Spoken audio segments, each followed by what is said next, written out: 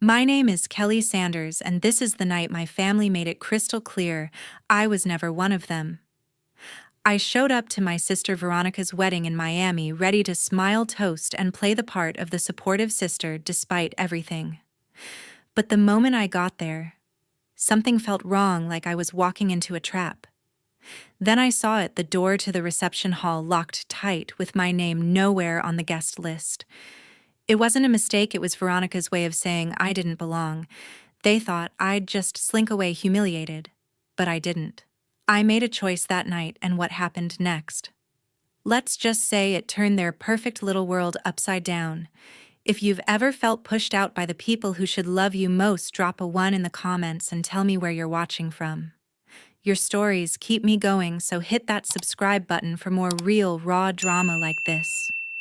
I pulled into the parking lot of the Ocean Breeze Resort in Miami, my hands gripping the wheel so tight my knuckles turned white. The place screamed money, palm trees swaying under fairy lights, a marble fountain gurgling in the courtyard, and a glass-walled reception hall that probably cost more than my yearly rent. Veronica's wedding was a big deal, and I'd driven 3 hours from Tampa to be here to play the good sister, to pretend we were a normal family. But the knot in my stomach told me I was kidding myself. I stepped out of my car, smoothing my emerald green dress, nothing flashy, just elegant enough to blend in. I wasn't here to steal the spotlight. I just wanted to get through the night without a fight. The humid air clung to my skin as I approached the entrance. A young woman in a crisp blazer stood at a check-in table, her smile too bright, like she was selling something. Name, she asked, her pen hovering over a tablet. Kelly Sanders, I said, keeping my voice steady. Her smile flickered.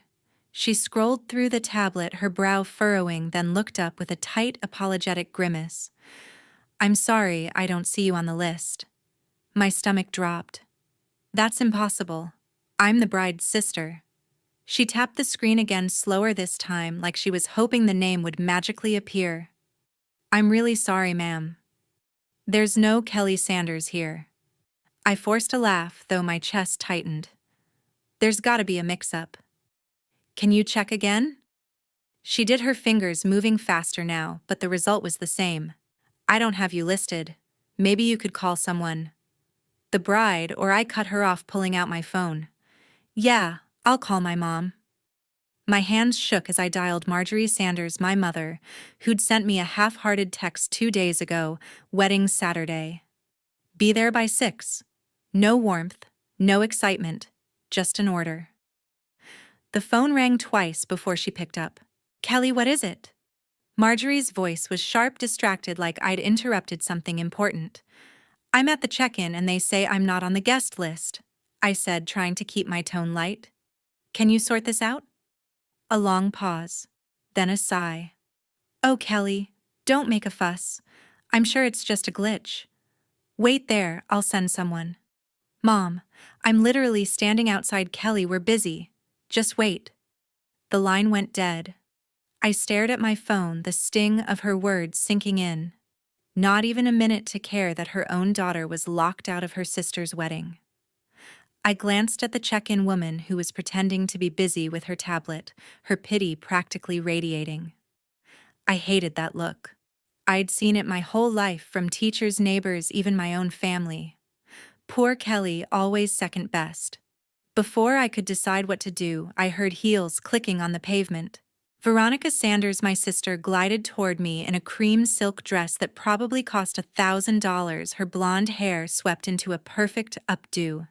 She looked like a magazine cover, all poise and polish. But her smile, sharp, calculated, told me everything I needed to know. Kelly, what's the problem? Veronica asked, her voice dripping with fake concern. They say I'm not on the list, I said, meeting her gaze. You know anything about that? Her eyes widened, all innocence. Oh no, that's awful, must be a mistake. You know how crazy wedding planning is. So many details. She tilted her head, her smile tightening. Don't worry, I'll get it fixed. But she didn't move, didn't call anyone, didn't wave over a staff member. She just stood there, her arms crossed like she was waiting for me to give up and leave. That's when I knew. This wasn't a glitch. This was her. Veronica had made sure I was locked out, a public slap in the face to remind me of my place. My pulse hammered. I wanted to scream, to call her out right there, but I swallowed it down.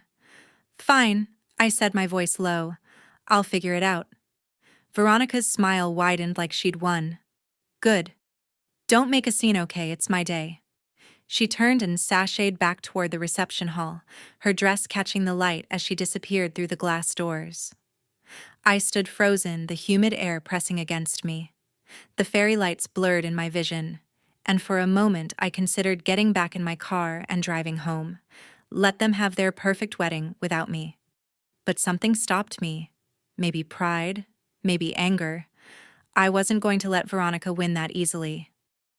I pulled out my phone again and texted Wendy Larson, my best friend, who worked as an event coordinator at the resort. I'm locked out of Veronica's wedding. Not on the list. Can you help? Her reply came in seconds. Are you kidding me? Meet me at the side entrance. I'll get you in. I slipped around the building, my heels sinking into the soft grass. The side entrance was tucked behind a row of hibiscus bushes, out of sight from the main crowd. Wendy was already there, her dark hair pulled into a messy bun, her event staff badge clipped to her black blazer. She took one look at my face and shook her head. Your sister's a piece of work, Kelly. Come on. She swiped her keycard and the door clicked open. I owe you, I said, stepping inside. You owe me a drink. Wendy shot back, her grin fading as she glanced toward the reception hall. Be careful in there. I've heard Veronica talking to the planners. She's got this place on lockdown. I nodded, my throat tight. Wendy's warning only confirmed what I already knew. Veronica wasn't just careless. She was cruel. The hallway led to the main reception area where laughter and music spilled out. I straightened my shoulders and walked toward the glass doors, bracing myself. I wasn't supposed to be here, but I was. And I wasn't leaving until I faced them all. Inside the room was a sea of elegant crystal chandeliers, white roses on every table, and a dance floor already buzzing with guests. I scanned the seating chart near the entrance, my heart sinking as I read the names. Marjorie and Philip Sanders. My parents were at the head table with Veronica and Ryan Kennedy, her groom.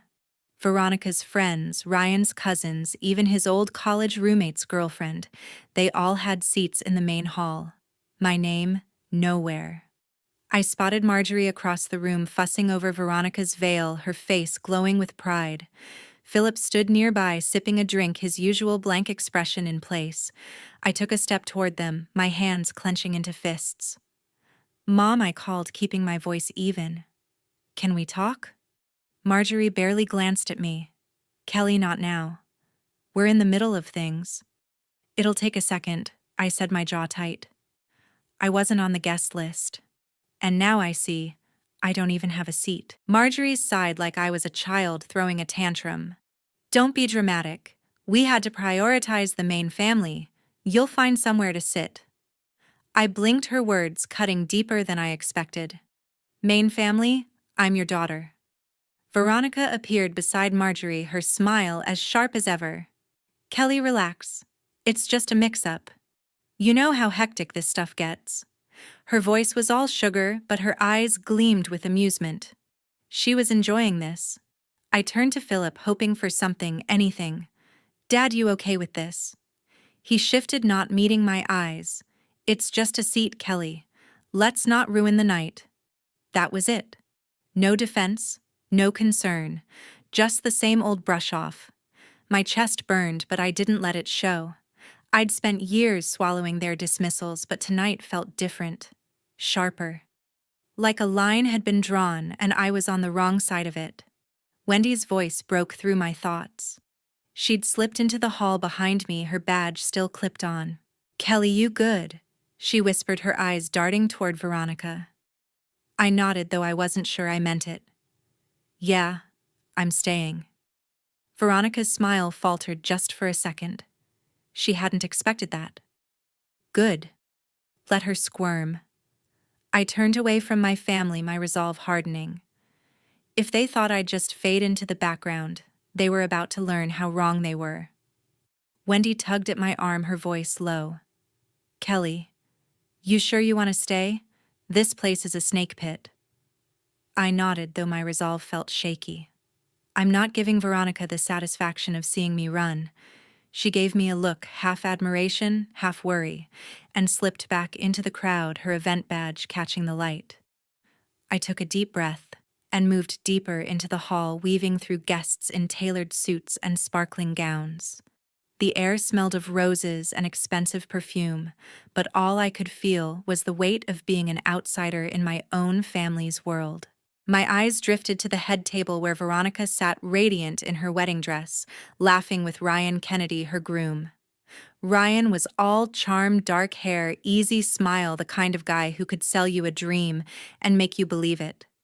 But something about him seemed off tonight. His laugh was too loud, his glances too quick, like he was performing for someone. I wondered if he felt it too, the cracks in Veronica's perfect facade. I found a spot near the bar, leaning against the counter to steady myself. The bartender slid a glass of water my way, and I took it, grateful for something to hold on to. My mind wandered, pulling me back to a memory I'd tried to bury. 2 years ago, I'd been at my parents' house in Tampa, helping Marjorie sort through old files on her ancient desktop. She'd stepped out to take a call, leaving me alone with the computer. I wasn't snooping, not really, but a folder labeled Veronica caught my eye. I clicked it open, expecting photos or mementos. Instead, I found emails. Dozens of them from Veronica to her college friends, her coworkers, even a professor. One stood out, dated 3 years back when Veronica was climbing the ladder at her marketing firm. It's all about leverage, she'd written to a colleague. You find what people want, and you use it. My boss thinks I'm his golden girl, but he's just a stepping stone. Same with my family, they'll do anything if you play the part. I'd stared at the screen, my stomach twisting. She wasn't just ambitious. She was calculating, willing to manipulate anyone, even Marjorie and Philip, to get what she wanted. I'd searched for my name in the folder, hoping for something, anything. Nothing. Not a single mention. Like I was invisible.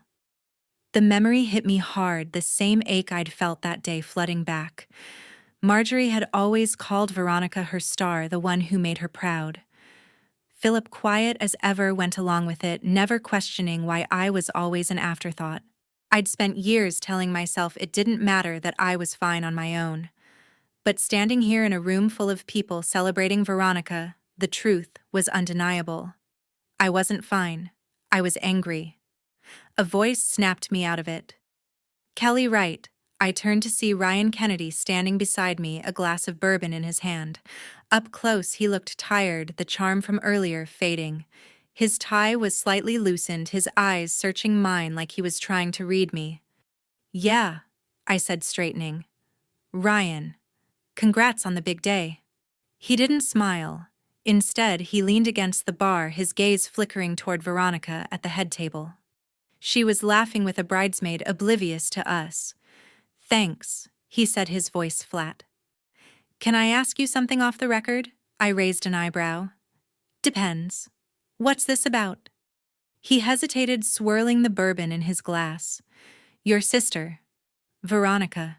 Does she ever talk about me when I'm not around? Like say anything different? The question caught me off guard. I studied him, trying to figure out his angle. Ryan wasn't the type to fish for compliments, he had too much confidence for that. This was something else. Doubt, maybe. Or fear. I thought about the email I'd found, the way Veronica talked about using people. If she was playing that game with her own family, what was she doing with her husband? Why do you ask? I said carefully, keeping my tone neutral. Ryan rubbed the back of his neck, glancing at Veronica again. She's been off lately. Secretive. I catch her on calls she won't explain, or she'll change the subject when I ask about her work. I thought maybe you'd know something. I almost laughed. Know something? I knew Veronica better than anyone, not because we were close, but because I'd spent my life watching her. She was a master at getting what she wanted, at making people see only the version of her she chose. But I wasn't sure how much to tell Ryan. He was still her husband, at least for now. Veronica's always been good at keeping secrets, I said, choosing my words. If you're worried, maybe you should talk to her. He nodded, but his jaw tightened like he'd expected that answer and didn't like it. Yeah, maybe. He took a sip of his drink, then set it down hard on the counter. Thanks, Kelly. He walked away, his shoulders stiff, blending back into the crowd. I watched him go, my mind racing. Ryan's doubt was a crack in Veronica's perfect world, and I couldn't help but wonder how deep it went. Did he know something? Or was he just starting to see the real her? Before I could dwell on it, Wendy reappeared, her face tense. She pulled me aside, her voice barely above a whisper. Kelly, you're not going to believe this.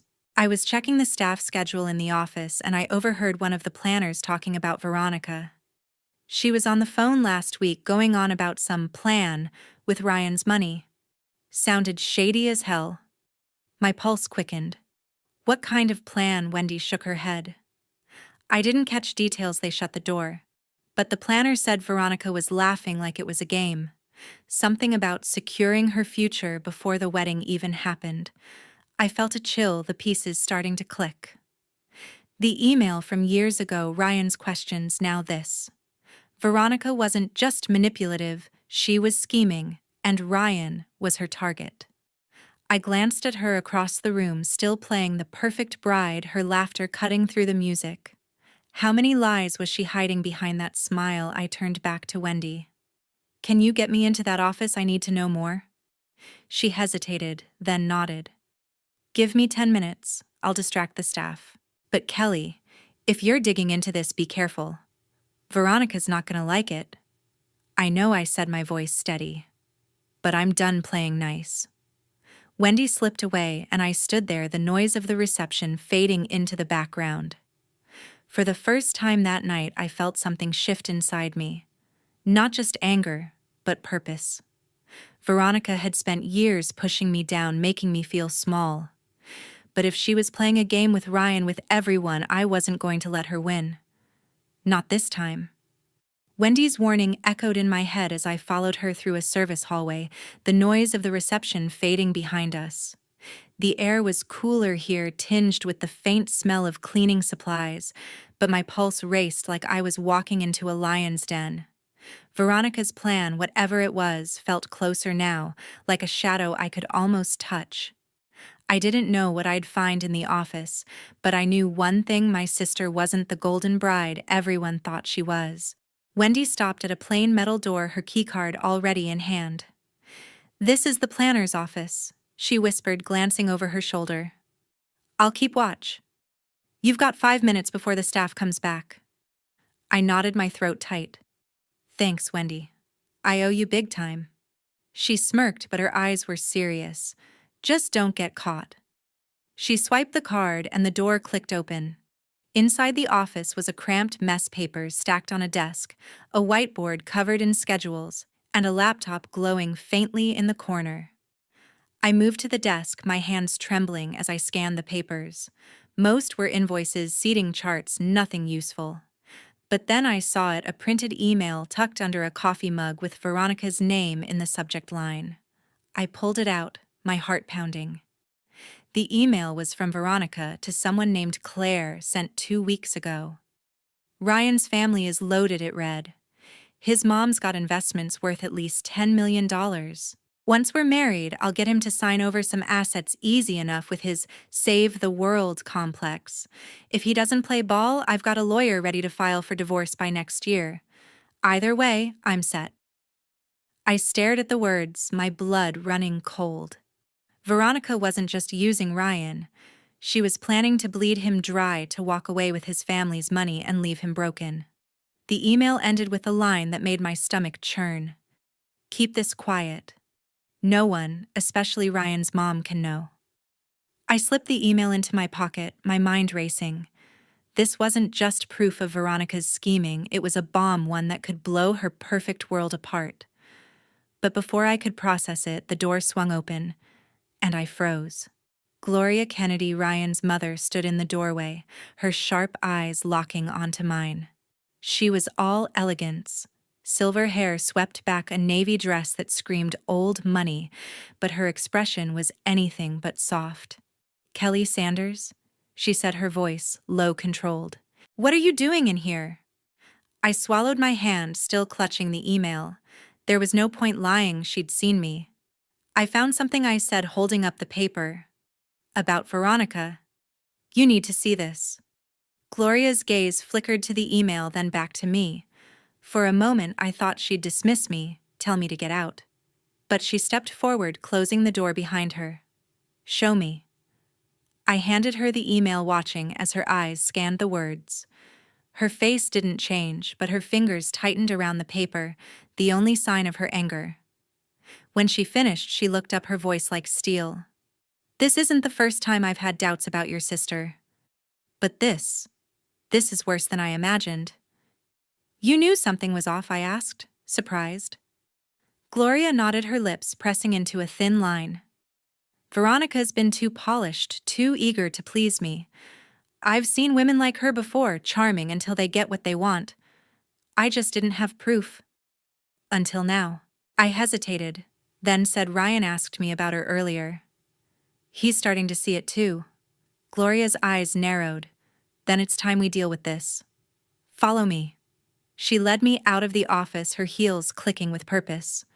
Wendy was gone, probably back to her duties, and the hallway felt eerily quiet as we headed toward a private lounge near the reception hall. My stomach twisted with nerves, but there was no turning back. Gloria pushed open the door, revealing a small room with plush chairs and a glass table. Ryan was already there, pacing his tie, now completely undone. Veronica stood near the window, her arms crossed her face, a mask of calm. Marjorie and Philip Sanders. My parents sat stiffly on a couch, their expressions unreadable. "Kelly," Veronica said, her voice sharp as she saw me.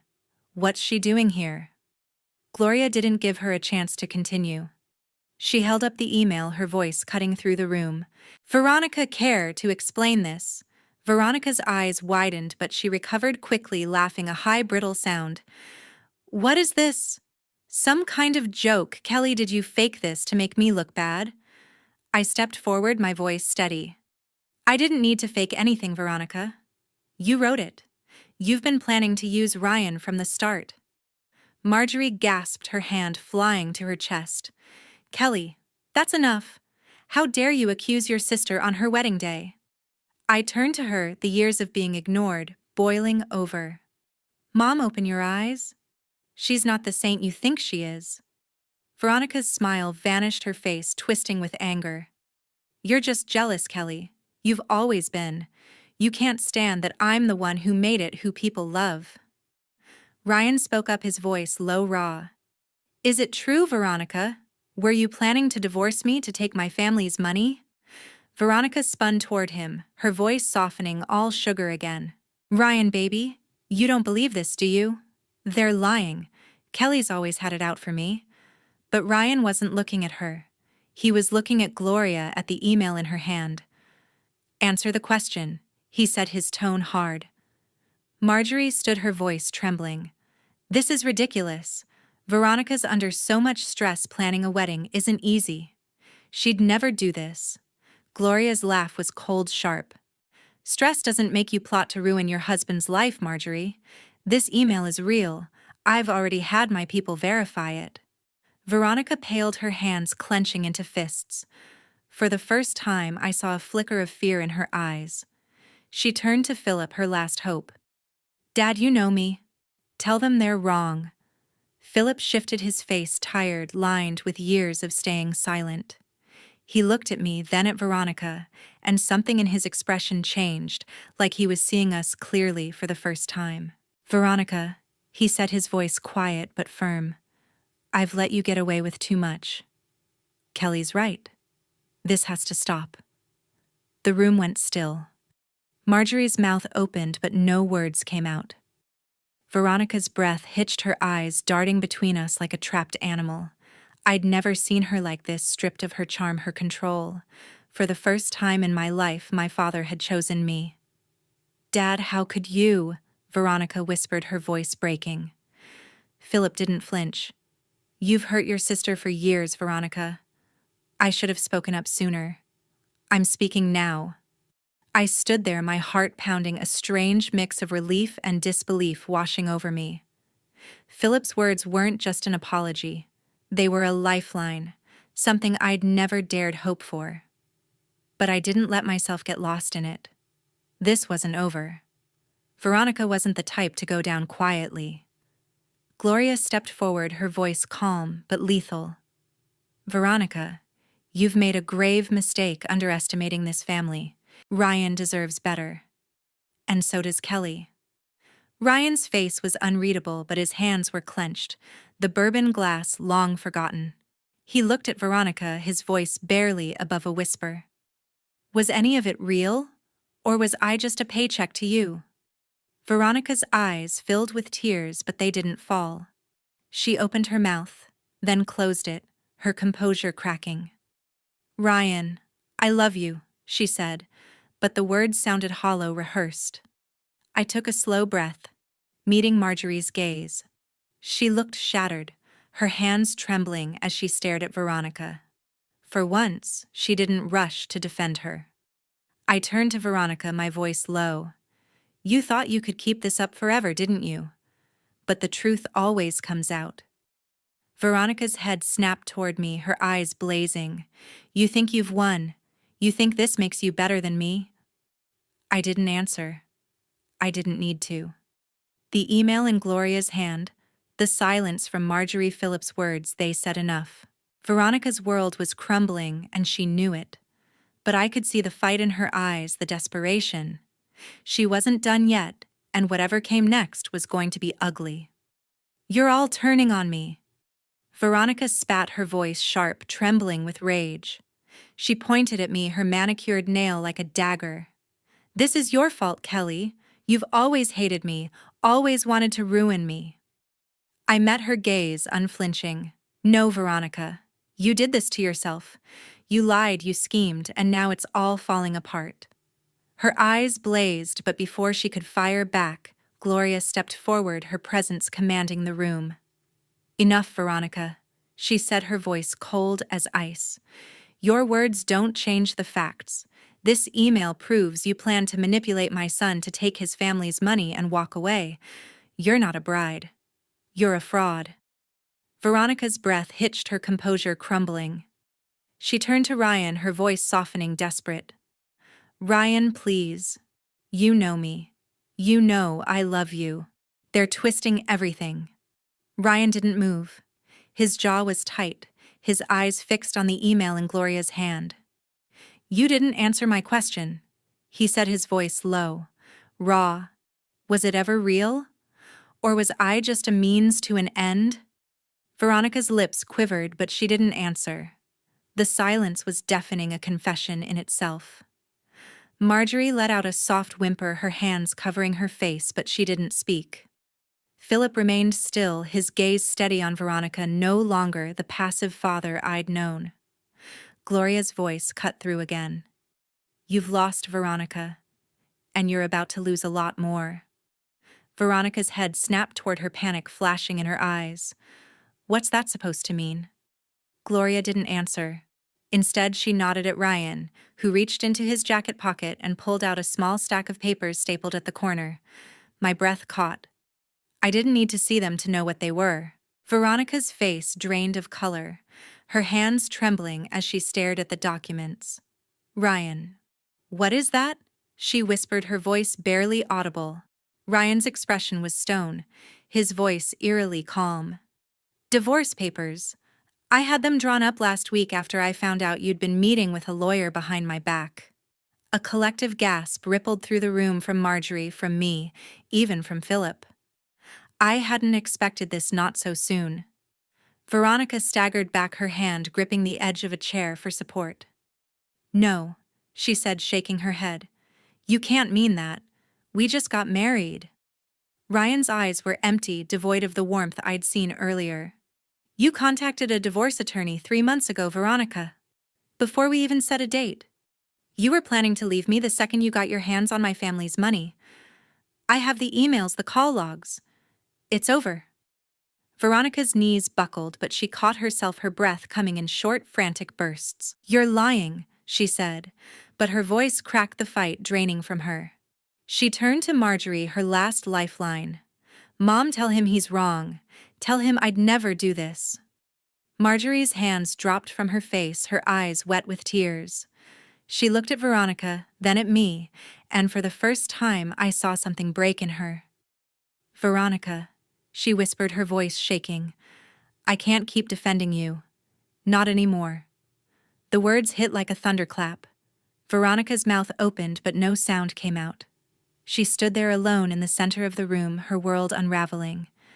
I should have felt satisfaction, maybe even triumph, but all I felt was a hollow ache. This wasn't about winning. It was about truth. And the truth was uglier than I'd imagined. Veronica's eyes darted to me, her rage reigniting. You, she snarled, taking a step toward me. You did this. You turned them all against me. I didn't back down. You turned them against yourself, Veronica. You can't blame me for your choices. Her hand shot out fast and reckless, aiming for my face. I braced myself, but Gloria was faster. She stepped between us, grabbing Veronica's wrist with a grip that made her wince. Don't you dare, Gloria said, her voice low, dangerous. You've done enough. Veronica yanked her arm free, stumbling back, her breath ragged. The door to the lounge swung open, and I realized too late that we weren't alone anymore. The reception hall was just beyond, and guests had gathered near the entrance, their whispers growing louder. The music had stopped, replaced by the hum of curiosity. Veronica's outburst had spilled into the open, and there was no hiding it now. She spun toward the crowd, her face twisting with panic. What are you all looking at? She shouted, her voice shrill. But the guests didn't look away. They stared, some with shock, others with pity, their phones already out capturing the moment. Ryan stepped forward, his voice steady but loud enough for everyone to hear. Veronica, it's over. I'm done. You're not my wife. You never were. The words landed like a final blow. Veronica's shoulders slumped, her eyes wide, unseeing. She turned to Ryan, her voice barely a whisper. You can't do this. You love me. Ryan shook his head, his face a mask of exhaustion. I loved someone who didn't exist. He held up the divorce papers, his hand steady. This is real. We're done. A murmur rippled through the guests, growing into a wave of gasps and whispers. Veronica's perfect wedding, her perfect life, was collapsing in front of everyone. She looked around, searching for an ally, a way out, but found none. Marjorie was silent, her face buried in her hands. Philip's gaze was fixed on the floor, his decision made. Gloria stood tall, her expression unyielding. Even the guests, her so-called friends, were pulling back, their loyalty fading with her facade. Veronica's eyes met mine, and for a split second I saw something raw, not just anger, but fear, maybe even regret. But it vanished as quickly as it came. She straightened, her chin lifting, and let out a bitter laugh. You all think you're better than me, she said, her voice unsteady. You'll see. You'll all regret this. She pushed past Gloria, past me, and stormed toward the reception hall. The crowd parted, their whispers following her like a shadow. I watched her go, her white dress trailing behind her, no longer a symbol of love, but a reminder of her lies. The guests turned to me, their eyes curious, some sympathetic, but I didn't care. This wasn't about their approval. It was about standing my ground.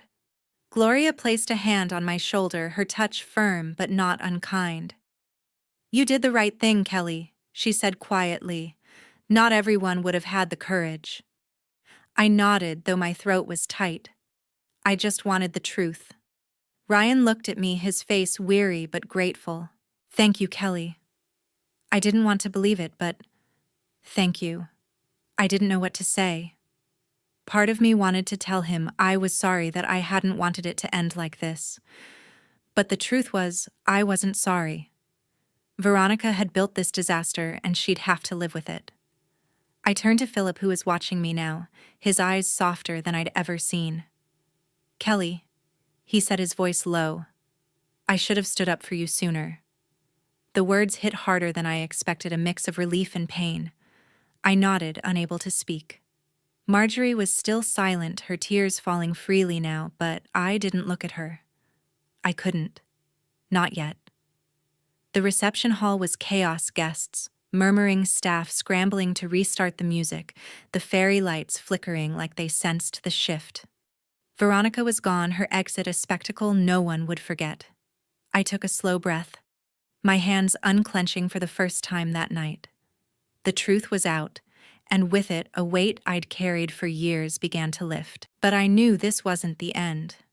Veronica's rage, her desperation, they'd come back. Maybe not tonight, but soon. And I'd be ready. I walked out of the Ocean Breeze Resort, the warm Miami air hitting my face like a release. The fairy lights in the courtyard flickered, their glow softer now, less mocking.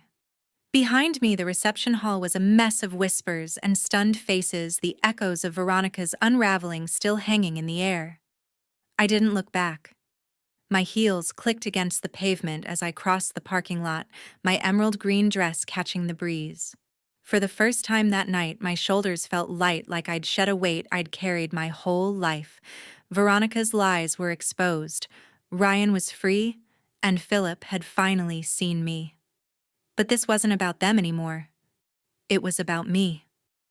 I reached my car, pausing to lean against the door, the city lights of Miami stretching out beyond the resort. The skyline glittered, endless, alive, full of possibilities I'd never let myself see before.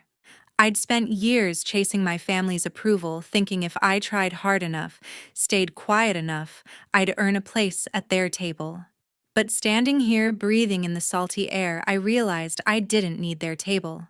I could build my own. My phone buzzed in my purse, pulling me out of my thoughts. I pulled it out, expecting another call from Marjorie, another half-hearted apology I wasn't ready to hear. But it was Wendy Larson, my best friend, her name lighting up the screen. I answered, my voice steadier than I expected. "Hey, Kelly, where are you?" Wendy's voice was urgent but warm, like she was ready to jump in her car and find me. I saw Veronica storm out. "People are losing it in there." "I'm in the parking lot," I said, glancing back at the resort. "I'm done, Wendy. I'm not going back." A pause, then a soft laugh. "Good for you. You okay?" I closed my eyes, letting the question settle. Was I okay? Not entirely. The ache of years spent invisible didn't vanish in one night, but I felt something new. A spark, a sense of freedom I hadn't known I could claim. "I'm getting there," I said finally. "Can you meet me? I could use a friend." "On my way," Wendy said without hesitation. "Stay put." 10 minutes later, she pulled up in her beat-up hatchback, her event badge still clipped to her blazer. She stepped out, her dark hair loose now, and gave me a quick hug. "You look like you just survived a war," she said, her grin teasing but kind. "Feels like it," I admitted, managing a small smile. "Thanks for getting me in there tonight. I wouldn't have made it without you." Wendy waved it off, leaning against her car. "Please. You're tougher than you give yourself credit for." "So what's next? You gonna let Veronica keep running your life? Or are you done with that?" Her words hit home. Veronica had always been the center of our family's universe, her charm and ambition pulling everyone into her orbit. But tonight that orbit had collapsed, and I was the one walking away. "I'm done," I said, my voice firm. "She doesn't get to define me anymore." Wendy nodded, her eyes gleaming with approval. "That's my girl. Look, I've got a gig coming up, a big event in Orlando, some fancy corporate thing. They need a freelance editor for the promo materials." "You in?" I blinked, caught off guard. Wendy knew I'd been scraping by with my freelance editing gigs, piecing together a living while Veronica's success was shoved in my face. A project like this could be a game changer, not just for my bank account, but for me. A chance to build something of my own. "You serious?" I asked. "Dead serious," she said, crossing her arms. It's good money, about $5,000 for 2 weeks' work. Plus, it's a foot in the door with some big names. You're better than those small-time gigs, Kelly. Say yes. I hesitated, the weight of the night still lingering. But then I thought of Veronica's bitter laugh, Marjorie's silence, Philip's late apology. None of them had ever believed in me the way Wendy did. None of them had ever seen what I could do. Yes, I said the word, feeling like a promise to myself. I'm in. Wendy grinned, punching my arm lightly. That's what I'm talking about. Let's get out of here. There's a dive bar down the street with your name on it. We drove away from the resort, the Miami skyline fading in the rearview mirror. The bar was small, crowded with neon signs and sticky tables, but it felt right. We ordered drinks, a beer for me, a margarita for Wendy, and sat in a corner, the noise of the crowd wrapping around us like a shield. For the first time in hours, I could breathe. My phone buzzed again as we talked. A text from Marjorie: Kelly, we need to talk. I'm sorry about tonight. Please, call me. I stared at the words, my thumb hovering over the screen. Part of me wanted to call, to hear her out, to believe she meant it. But another part, the part that had stood up to Veronica, that had walked out of that reception, knew better. Marjorie's apologies always came with strings, with excuses for Veronica, with reasons why I should just let it go. I wasn't ready for that. Maybe I never would be. I set the phone down, screen dark, and took a sip of my beer. Marjorie wants to talk. I told Wendy, my voice flat. She raised an eyebrow. You gonna? I shook my head. Not tonight. Maybe not ever. She's had years to see me, Wendy. I'm not begging for it anymore. Wendy clinked her glass against mine. Damn right. You're better than that. The next week passed in a blur. I threw myself into work, outlining ideas for the Orlando project with Wendy. My inbox filled with emails from the event team, each one a reminder that I was building something real, something mine. Marjorie called twice more, leaving voicemails I didn't listen to. Philip sent a single text. I'm proud of you, Kelly. It was short, simple, but it hit harder than I expected. I didn't reply, not because I was angry, but because I didn't need his words to feel whole anymore. Veronica, meanwhile, had vanished. No social media posts, no calls, no trace of the perfect bride she'd spent years crafting. I heard through a mutual friend that she'd left Miami, maybe gone to stay with a cousin in Atlanta.